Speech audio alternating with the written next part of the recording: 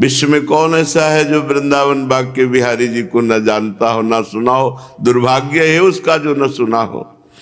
जहां श्यामा श्याम को सुख पहुंचाता है निधिवन बनराज, दुहन के काज, प्रिया प्रीतम के काज, नवीन नवीन शोभा प्रकट करके उनको सुख पहुंचाता है। जय हो जय हो जय हो, श्री निधिवन राज की जय हो। जहां निधिवन राज में विराजमान होकर स्वामी श्री हरिदास जी महाराज श्री बांके बिहारी लाल जी को बहुत भाव से दुलराए। श्री वृंदावन दास जी कहते हैं, जो गान कला प्रवीण श्री स्वामी जी महाराज अपने गान से बिहारी जी महाराज को प्रकट कर दिया। बहुत जीवों को घसीट करके वृंदावन वासी बना दिया। बहुतों को इस अधम जीवन को भी श्री बांके बिहारी लाल ने प्रिया प्रीतम के प्रेम रस में मगन करने का रास्ता दिया। बांके बिहारी जी साक्षात प्रभु विराजमान है, ये कहना भी एक अपराध जैसा ही लगता है, क्योंकि प्रभु हैं तो क्या साक्षात, वो तो हैं, साक्षात विराजमान है। हमारे श्री वृंदावन के ही मध्य में विराजमान स्थल रसिक अनन्य चूड़ामणि श्री स्वामी हरिदास जी, जो हमारी प्यारी जू की प्यारी ललिता सखी हैं, वही हरिदास जू के रूप में प्रकाशित होकर नित्य विहार रस का मार्ग सुदृढ़ किया। ये अत्यंत गूढ़ रस है। स्वामी जी महाराज निधिवन राज में विराज करके श्री प्रिया प्रीतम की भावना में डूबे रहते थे, बड़ी विशुद्ध भावना। कभी यमुना जी के पावन पुलिन पर विराजमान होकर के भावना में डूबे हैं। एक बार कोई 1 लाख रुपए का उस समय 500 वर्ष पहले इत्र लाया था। जब बिहारी जी महाराज प्रकट हुए, महिमा प्रकाशित हुई, तो बिहारी जी के लिए इत्र लाया था। स्वामी जी महाराज यमुना के पावन पुलिन पर बैठे प्रिया प्रीतम की दिव्य होली लीला में सम्मिलित थे, ललिता सखी के रूप में। लालजू महाराज कुछ सखियों के साथ और प्रियाजू महारानी परिकर, दोनों एक ही बपू हैं, प्रेम बपू। प्रेम के खिलौना दो खेलत हैं प्रेम खेल। प्रियाजू की तरफ से कुछ ऐसा लगा कि लालजू जीत जाएंगे। उसने भगत ने आके कहा, स्वामी जी महाराज ये इत्र लाए हैं बांके बिहारी जी के लिए। भाव में ही बस ऐसे खोला, ऐसे पूरा मारा कि रेत में ऐसे फैल। वो तो बड़ा दुखी हुआ कि 1 लाख रुपया का इत्र स्वामी जी ने ऐसे, और स्वामी जी ताली बजाए, जीत गए जीत गए। अब वो बेचारा क्या जाने क्या जीत गए क्या हार गए, बड़ा निराश हुआ। स्वामी जी भाव दशा से जब बाह्य दशा में आए तो देखा कि वो निराश है। कहा, ए भाई निधिवन राज जाओ और बिहारी जी के दर्शन करो, जाओ। अब वो आज्ञा पालन कर, जे बिहारी जी, सब बिहारी जी उसी इत्र से भींजे हुए थे, उसी इत्र से भींजे हुए थे। स्वामी जी हर समय भावना में डूबे रहते थे। एक दिन श्री विठल विपुल देव जी और भी शिष्यों ने देखा कि स्वामी जी एक स्थान पर जाते हैं और वहां बैठ करके नेत्र एकदम अपलक, जिसे कहते हैं टकटकी लगा के देखना, जो पलक झपकना है वो बंद करके बहुत देर तक ऐसे देखते रहते। फिर मुस्कुराते और प्रेमोन्मत्त होकर के गान करते। फिर उधर साष्टांग दंडवत प्रणाम करते। ये नित्य का नियम था। जो निजी श्रीअंग सेवा में रहते थे स्वामी जी के, वो बड़े विस्मित हुए कि नित्य नियम से यही इधर देखना, बहुत देर तक प्रेमोन्मत्त हो जाना, पद गायन करना, फिर साष्टांग प्रणाम करना। शिष्य उधर देखते तो कुछ नहीं दिखाई देता, वही लता कुंज भवन, लताओं का भवन। विठल विपुल देव जी महाराज बड़ी विनम्रता पूर्वक एक दिन स्वामी श्री हरिदास जी से पूछा, कृपा में कृपा सिंधु, वैसे हमारा पूछना ठीक नहीं, क्योंकि आप किस भाव में मगन है। पर बहुत इधर हमें तो लता ही दिखाई दे रही, इधर क्या है? आप रोज दर्शन करते हैं, उन्मत्त हो जाते हैं। कृपा सिंधु हम पर कृपा कीजिए। तो स्वामी जी महाराज ने दिव्य दृष्टि प्रदान की। ये दृष्टि या प्रियाजू दे सकती हैं या प्रियाजू की सखी दे सकती है। लालजू महाराज कृपा करेंगे तो प्रिया चरणों में प्रीति होगी, या तो प्रियाजू दे सकती हैं या प्रियाजू की प्रिय सखी कोई दे सकती है दृष्टि। अन्यथा तेजो रूप निकुंज कलयन नेत्रादि पिंड स्थितम, महातेज में निकुंज में दृष्टि किसकी प्रवेश पा सकती है? ये बड़े बड़े ईश्वर कोटि के महापुरुषों की भी दृष्टि जहां नहीं पहुंच सकती, वो तेजो रूप नवनिभृत निकुंज स्वामी जी महाराज ने दृष्टि प्रदान की। देखो, ये दृष्टि केवल स्वामी जी महाराज प्रदान करते हैं, सहचरियां प्रदान करती है। ये किसी और योगी मुनि ऋषि की सामर्थ्य नहीं कि दृष्टि दे दे और नित्य विहार रस देखे। जे ही दृष्टि प्रदान की तो उस जिधर लताएं दिखाई वहां दिखाई दिया गौर श्याम जोड़ी प्रिया प्रीतम। गल बहिया दिए भी मंद मुस्कुराए, प्राण निकल जाए ऐसे सुंदर है युगल सरकार। वो तो नाम मंत्र और आचार्य कृपा से धीरे धीरे हृदय पुष्ट होता है, तब इस रस का रसास्वादन होता। नहीं तो साधारण हृदय की गति नहीं कि प्रिया प्रीतम की अद्भुत रूप कांति का पान करके शरीर स्थित रह पावे। बिल्कुल स्थित नहीं रह सकता, शरीर तो नहीं रह सकता। प्रिया प्रीतम के कृपा पात्र जन ही इसका रसास्वाद। अचानक ऐसा प्रेम सुख उमड़ पड़े तो कृष्णदास जी एक वैश्या को आगरा से लाए थे। प्रसंग सुना चुके हैं कई बार, सारांश में बता रहे। सब ब्रजमंडल के तीर्थों का अवगाहन कराया, गिरिराज जी के कुंडों का अवगाहन कराया, अपने पास कुटी बना के रखा। एक पद याद कराया, कहा जैसे बादशाह के सामने गाया जाता है वैसे श्रीनाथ जी महाराज के सामने गाना। और बस साथ ले गए, प्रभु से कहा प्रभु ये भेंट लाया हूं आगरा से, आपकी सेवा की हर वस्तु हम ही, वो अधिकारी थे कृष्णदास जी, हम ही लाते हैं, तो प्रभु इस बार ये सेवा में लाए हैं। और जे ही उसने अदब के साथ प्रणाम करके गान प्रारंभ किया, अब श्रीनाथ जी ने अपने रूप का दर्शन, जे ही पूरा पद हुआ रूप दर्शन किया, उसी समय अंतर ध्यान हो गए, प्राण अंतर ध्यान हो गए। सामर्थ्य नहीं, जब इतने बड़े महापुरुष की कृपा दृष्टि, और केवल श्रीनाथ जी को देखा, श्री जी को साथ में नहीं। यहां तो प्रिया प्रीतम अत्यंत लाडिले अति सुकुमारी, लाडिली पी किशोर सुकुमार, अद्भुत प्रेमानंद ज्योतिर्मय प्रिया प्रीतम रंग महल विराजमान है, उसमें दिव्य सिंहासन पर विराजमान, एक प्राण एक मन एक दृष्टि एक रुचि एक स्वभाव एक वय द्वय देह, द्वय देह, एक प्राण एक मन एक रुचि एक स्वभाव एक वय और द्वय तन। तन केवल द्वय है, प्रिया प्रीतम और सब एक है। श्यामा श्याम नित्य केली परायण है, आनंद मगन हो गए सब। उसी समय स्वामी जी महाराज ने एक पद गाया। फिर स्वामी जी महाराज एक पद गाकर याचना करते हैं। श्री विठल विपुल देव जी ने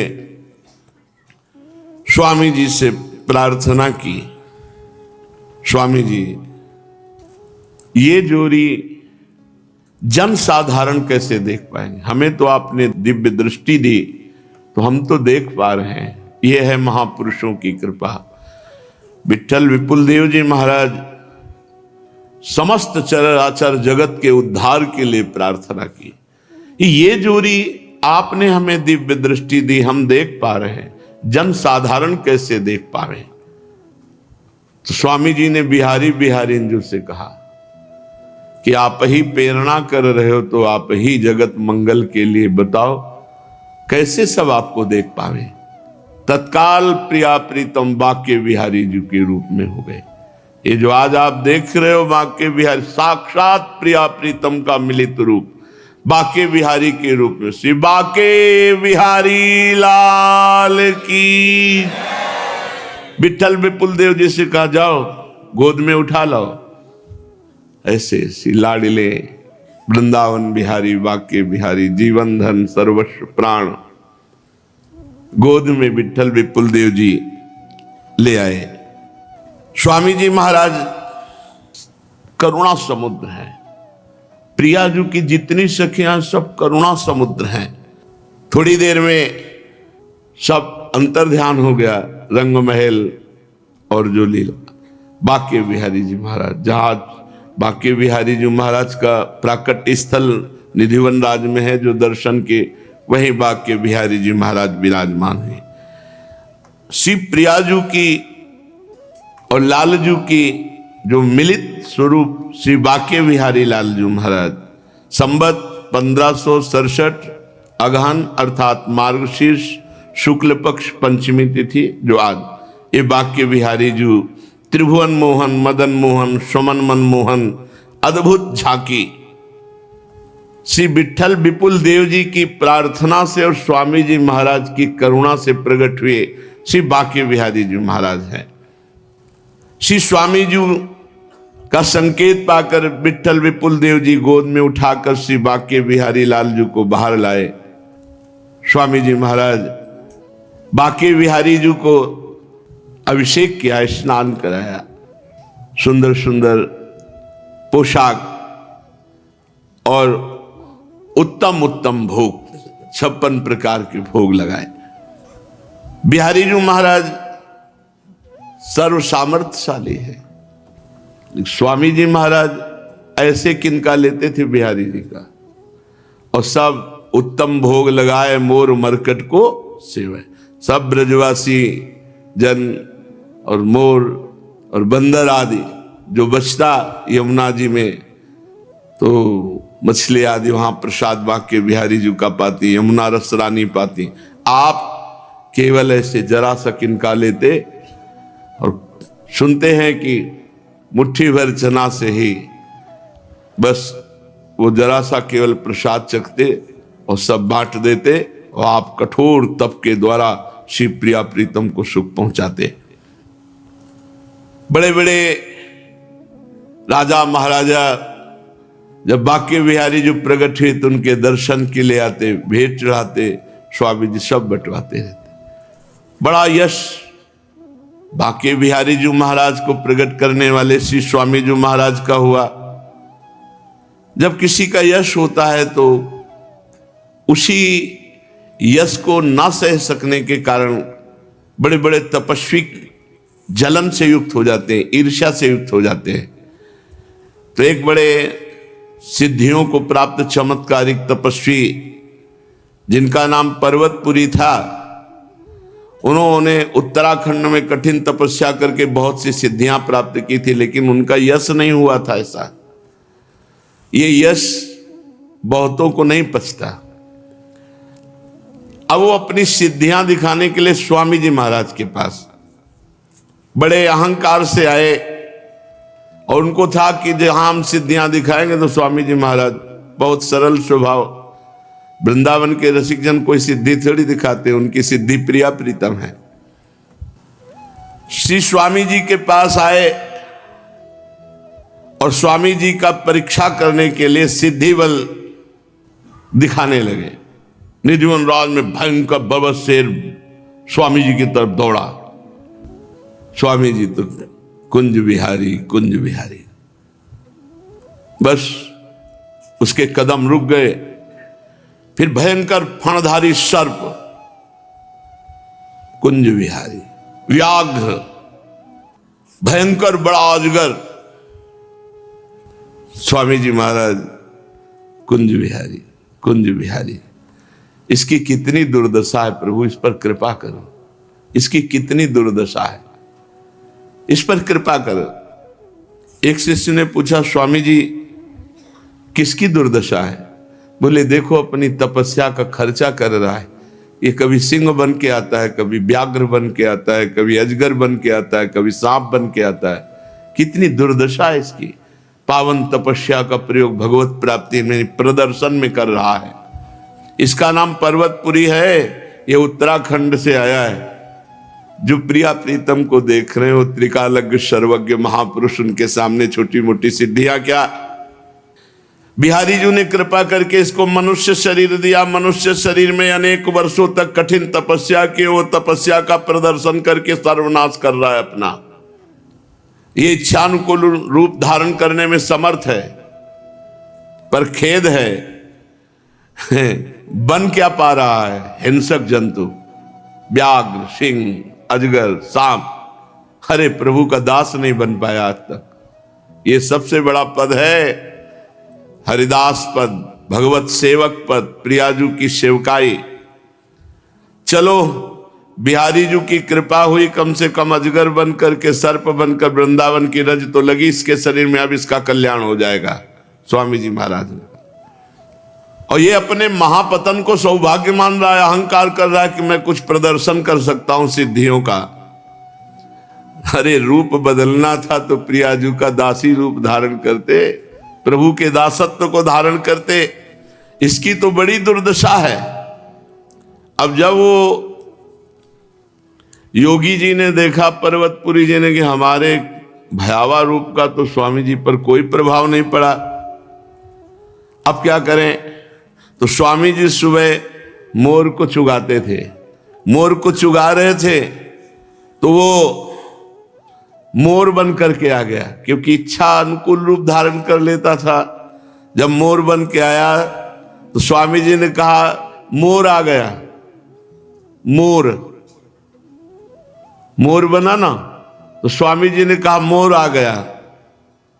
तो फिर जो शिष्य जन थे, कहा स्वामी जी जब आपके मुख से निकल गया मोर आ गया, तो अब इसकी दुर्दशा नहीं होनी चाहिए। अब आपका हो गया ना, आपने कहा मोर आ गया। मोर माने मेरा है, मेरा है, ये मेरा आ गया। ये चर्चा सुन करके पर्वतपुरी के होश उड़ गए और स्वामी जी के चरणों में साष्टांग अपने रूप में आकर प्रणाम किया और कहा स्वामी जी आपने कहा मोर, तो अब कृपा कर दो, आपके श्रीमुख से निकला मोर, अब मुझे अपना लो। बहुत अहंकार ने जलाया, बहुत अहंकार ने हमें भटकाया, अब कृपा करो। स्वामी जी ने कहा जाओ बिहारी जी के दर्शन करो। निधिवन राज में विराजमान बिहारी जी के दर्शन किए और उनका नाम रखा प्रकाश दास, और उनको कुंज बिहारी की शरणागति मंत्र दे करके प्रिया प्रीतम के अनुराग रंग में आना। स्वामी जी महाराज का साक्षात प्रेम श्री बाके बिहारी जी महाराज विराजमान है। अहोभाग्य है कि हम बिहारी जी के घर में रह रहे हैं। अहोभाग्य है कि हम बिहारी जी के दास हैं। ये गर्व करो कि हम प्रभु के दास हैं। इससे बड़ा कोई पद नहीं, प्रभु दासत्व से बढ़कर के कोई पद नहीं है। तो आज हम श्री बाके बिहारी जी का बार बार श्री चरणों में नमस्कार करते हुए यश गान करते, उन्हीं का यश सब है। और आपको सच्ची कहते हैं, ऐसे सुनते हैं जैसे हम आपसे बात कर रहे हैं, आप हमारी बात सुनते हैं, ऐसे बिहारी जी सुनते हैं। एक एक बात जो आज तक जो भी उनसे निवेदन किया, और ये सारा का सारा राधा वल्लभ जी के चरणों में जाना, और ये सब बिहारी जी की कृपा से है।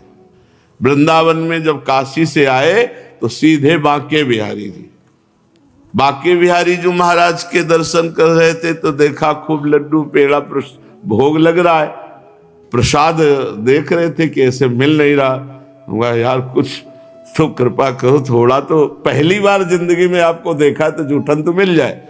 इतना सोचना था कि हमारी पीठ पे हाथ आ गया।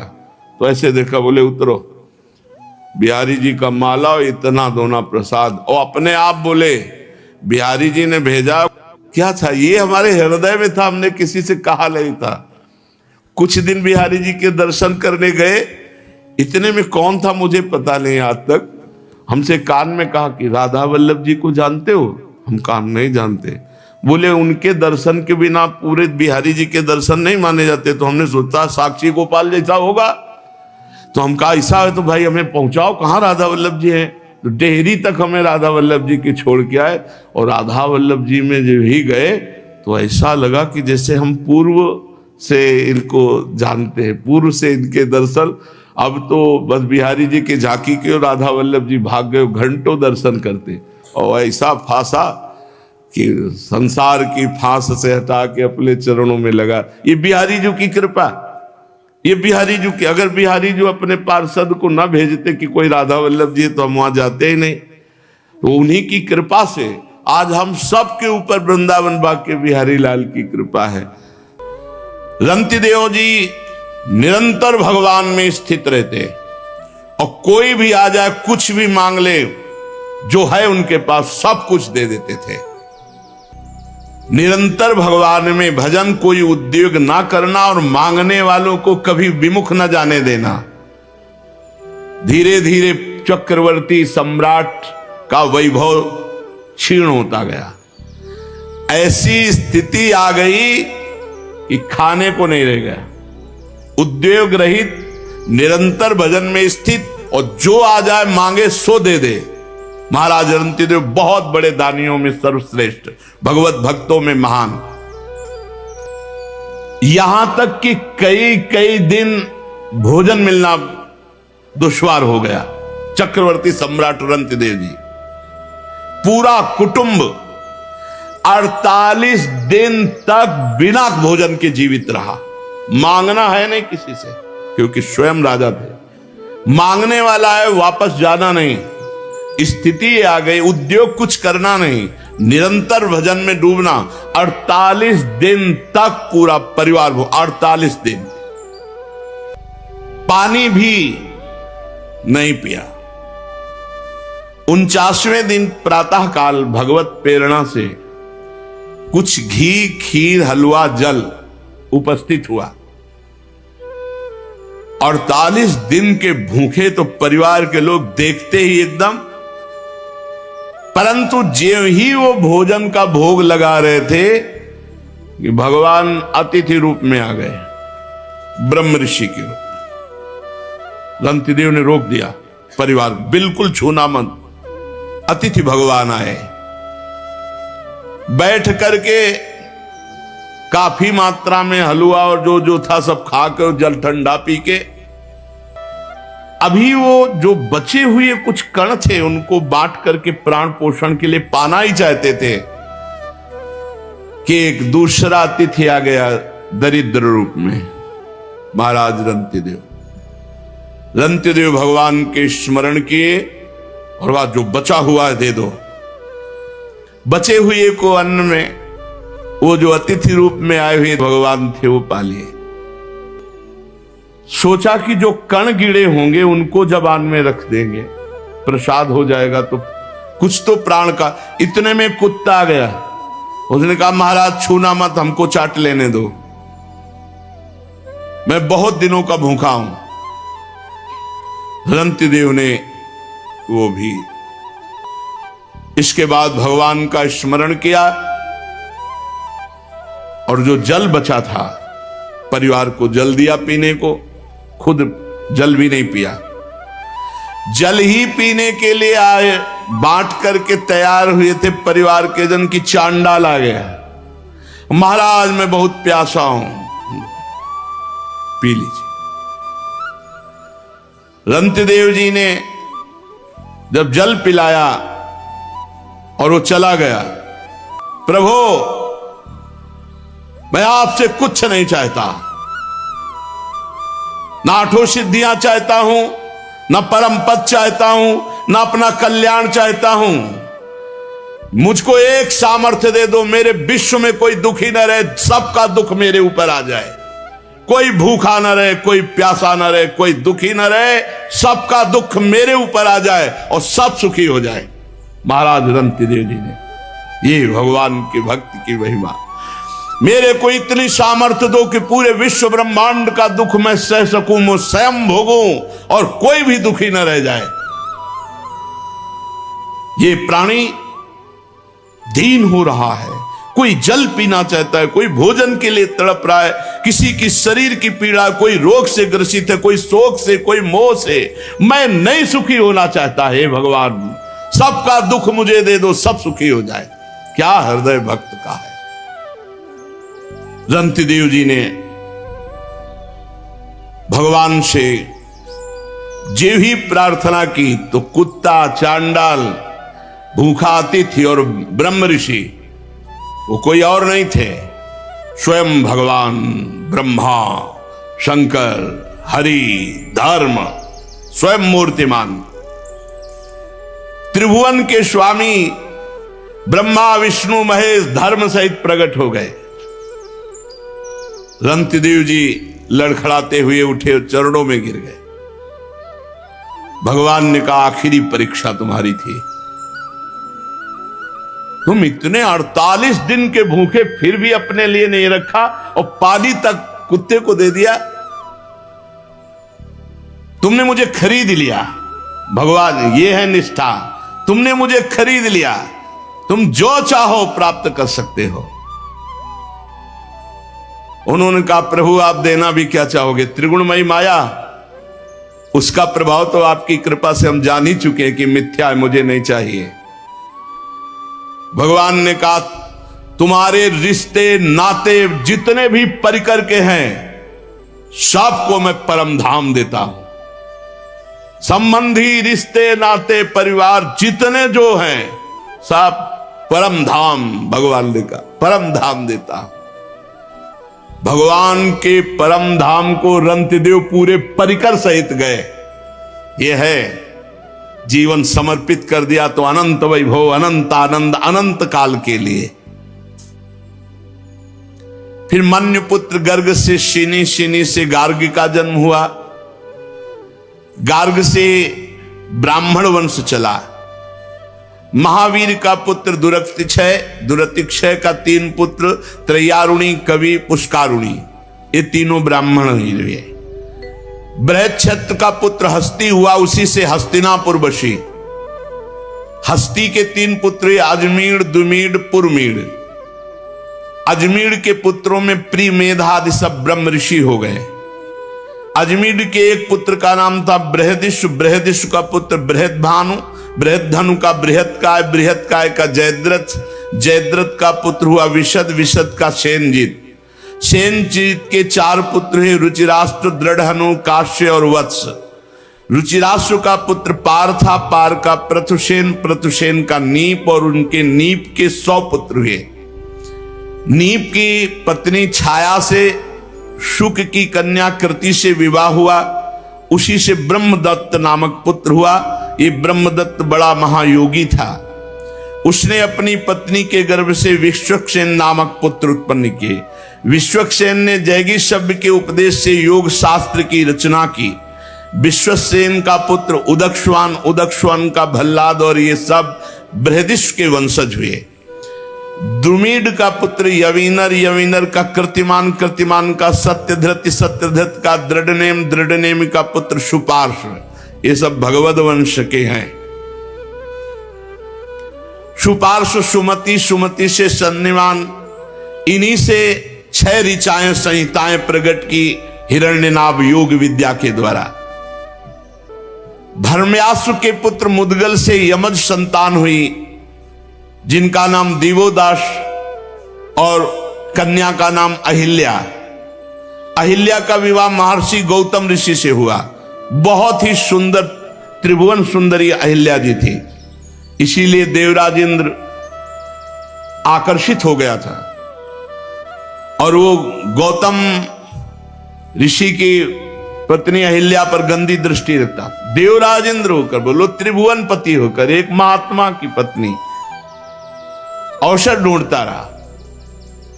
तो प्रातःकालीन ब्रह्म मुहूर्त में गौतम ऋषि स्नान करने जाते थे, इसको यही अवसर मिला। तो ब्रह्म मुहूर्त नहीं था, उसने अपनी माया से, उस समय मुर्गा बोलते वही प्रातःकालीन माना जाता था, घड़ी आदि तो थी नहीं। तो 2 बजे के पहले ही आवाज हुई। गौतम ऋषि को लगा तो कि आज बहुत जल्दी, पर उनको लगा कि शायद ध्यान में कमंडल उठाया, स्नान के लिए गए। इतने में गौतम ऋषि का रूप धारण करके अहिल्या के पास गया। अहिल्या जी जब तक समझती तब तक गौतम ऋषि जब वहां नदी के किनारे गए तो धाराजू ने आज्ञा करी कि ये ब्रह्म मुहूर्त नहीं, मुझे मत स्पर्श करना, नहीं आपको दोष लगेगा। 4 बजे ही धाराजी में स्नान करना चाहिए। रात्रि में जैसे 2 बजे है, 1 बजे, ये स्नान धाराजी में नहीं करना चाहिए, मर्यादा है। देखो ना, नंद बाबा गए थे तो वरुण के पार्षद ले गए थे। अब जब गौतम ऋषि वापस लौटे, उनको कुछ गड़बड़ लगा कि मेरे साथ माया के द्वारा कोई छल हुआ। इतना कौन सामर्थ्यशाली है कि मेरे को माया से वशीभूत कर ले। तो गए तो देवराज इंद्र गौतम ऋषि के रूप में अहिल्या के साथ। तो उनका कौन है तू धूर्त, जो मेरा रूप धारण किए, अब भयभीत होकर इसे अपने असली रूप में आना पड़ा, देवराज इंद्र के रूप में। कहा अच्छा, त्रिभुवनपति होकर, सर्व पूज्य होकर तू इतना निंदनीय कार्य करेगा? भग बहुत प्रिय है ना तुझे, जा 1000 भग का श्राप देता हूं, पूरे शरीर में तेरे भग हो जाए। मूत्र द्वार को भग कहते हैं, जा पूरे शरीर में 1000 भग हो जाए। अब 1000 भग हो जाए जिसके शरीर में, अब उसकी क्या दशा होगी? देवराज इंद्र है, घृणित कार्य का ऐसा दंड, चरणों में गिर पर रोने लगा। महात्मा गौतम जी के चरणों में गिर गया, रोने लगा, महाराज क्षमा करो और उद्धार करो मेरा, मैं कैसे सिंहासन पर बैठूंगा? तो बोले तब तक भोगना पड़ेगा जब तक रघुवंश में रामचंद्र जी का प्रादुर्भाव नहीं होता, तब तक भोग। और जब राम जी प्रकट होंगे, उनके दर्शन करने के लिए जाएगा, तो यही भग 1000 नेत्रों में परिणित हो जाएंगे। शास्त्र नेत्रधारी भगवान इंद्र कहे गए। अहिल्या जी से कहा तुझे इतना ज्ञान नहीं कि तेरा पति का स्पर्श और अन्य का स्पर्श का कोई भेद नहीं? वो पति का रूप तो धारण कर सकता, लेकिन स्पर्श पत्थर की तरह पड़ी रही, तुझे ज्ञान नहीं रहा, जा मैं तुझे शाप देता हूं कि तू पाषाण बन जा। तो उनका महाराज माना मेरी गलती, लेकिन आपका रूप था, बहुत विनय की। तो उनका जब भगवान श्री राम वनवास में आएंगे और तुम्हारा स्पर्श चरणों से करेंगे, तब तुम अपने स्वरूप को प्राप्त हो जाओगी। तो गौतम ऋषि के पुत्र हुए शतानंद जी, जो जनक जी के कुल गुरु पद पर विराजमान। शतानंद जी का पुत्र सत्यधृति, जो धनुर्विद्या में अत्यंत निपुण। सत्यधृति के पुत्र थे शरद्वान, ये महान धनुर्विद्या शरद्वान जी। एक दिन उर्वशी जी जा रही थी और शरद्वान जी ने देखा, तो देखते ही उनका ब्रह्मचर्य नष्ट हो गया। इतनी सुंदर उर्वशी जी। अब वो ब्रह्मचर्य मूंज में गिरा। मूंज एक लता होती, झाड़। तो उस वीर के 2 भाग हो गए, उसमें पुत्र और पुत्री का जन्म हुआ। इतना तेजस्वी महापुरुषों का होता था। मूंज से पुत्र हो गया। जो पुत्र हुए वो कृपाचार्य और जो पुत्री हुई वो कृपी। महाराज शांतनु एक दिन शिकार खेलने जा रहे थे, तो वहां रोने की आवाज आई, तो देखा तो उन दोनों को दयावश उठा लिया। जो कृपाचार्य थे वो सदैव आचार्य पद पर विराजमान रहे, और जो कन्या थी वो द्रोणाचार्य जी की पत्नी बनी। दिव्यदास का पुत्र था मित्रेय। मृत्युवी के 4 पुत्र हुए, च्यवन, सुदास, सहदेव, सोमक। सोमक के 100 पुत्र हुए, इनमें सबसे बड़ा जंतु उनसे प्रशत। प्रशत के पुत्र हुए महाराज द्रुपद। ये पांचाल नरेश महाराज द्रुपद, इन्होंने ही यज्ञ के द्वारा द्रौपदी और धृष्टद्युम्न को पुत्र रूप में प्राप्त किया। महाराज द्रुपद और द्रोणाचार्य जी एक साथ गुरुकुल में पढ़ते थे। तो द्रुपद और द्रोणाचार्य जी की मित्रता हो गई, खेल खेल में बहुत प्रियता हो गई गुरुकुल में। तो द्रुपद ने कहा, प्रिय मित्र, अभी तो मैं तुम्हारे समान बालक हूं, खेल रहा हूं, आगे चलकर मैं राजा बनूंगा, और कभी कोई जरूरत हो तो मित्र हो तुम आ जाना, कभी सकुचाना नहीं। गुरुकुल के बाद महाराज पांचाल नरेश द्रुपद हुए, और कृपी के साथ ब्याह हुआ द्रोणाचार्य का। तो अश्वस्थामा प्रकट हुए। द्रोणाचार्य जी को अब आवश्यकता हुई कि एक गाय हो जाए, थोड़ा खान पान की सामग्री हो जाए। बड़े तपस्वी ब्रह्म ऋषि, धनुर्विद्या के पारंगत विद्वान। याद आया द्रोणाचार्य जी को द्रुपद की बात, क्यों मेरा मित्र है। जाके दरबार में कहा, महाराज द्रुपद से कह दो तुम्हारे मित्र गुरुकुल के द्रोणाचार्य पधारे हुए हैं। द्रुपद ने कहा भेजो सामने। तो ब्राह्मण ब्रह्म ऋषि का वेश, तेरी और मेरी मित्रता होगी। द्रोणाचार्य जी ने कहा, द्रुपद सावधान, मैं कोई ऐसा वैसा ब्राह्मण नहीं हूं, धनुर्विद्या का प्रकांड विद्वान हूं। अगर तुम अपने राज्य क्षेत्र में राजा हो तो मैं अपने क्षेत्र में इतना बलवान हूं कि तुम्हें रौंद सकता हूं। अरे उनका जो कुछ चाहिए तुम ले ले और भिखारी यहां से बाहर हो। कहा रहने दो, लेकिन मैंने तुम्हें मित्र माना है, इसलिए तुम्हें दिखाऊंगा कि मैं भिखारी हूं कि राजा हूं। गए तो कौरव और पांडव खेल रहे थे गुल्ली डंडा। एक गुल्ली कुएं में चली गई। अब वो द्रोणाचार्य जी गए,